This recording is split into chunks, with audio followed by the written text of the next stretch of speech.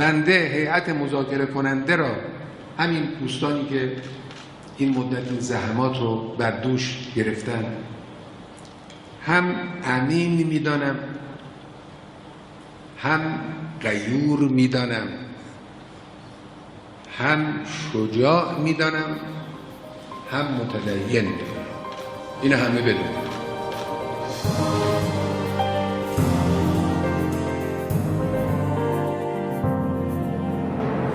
اگه نام تو بلنده، اگه یادت موندگاره، پیش پات اگه کلا شد خورشید از سر بر میداره، اگه جنگل ستاره چشم امید به تو دوختن، اگه لاله های عاشق پای حرفای تو سوختن،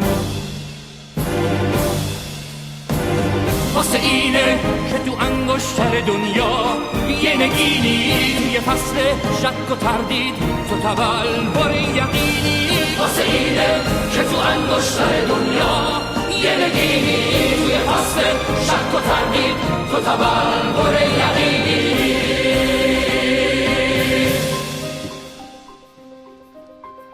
امروز روزی است که در خاطره تاریخی ملت ایران خواهد ماند.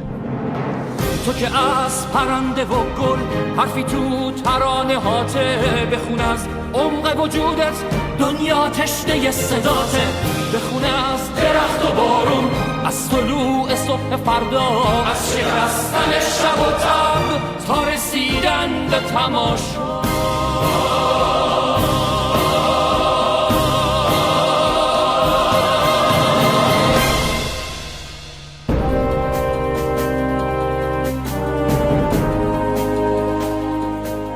امروز روزی است که از دیدگاه این بنده روز تشکر و سپاس از ملت بزرگ ایران است.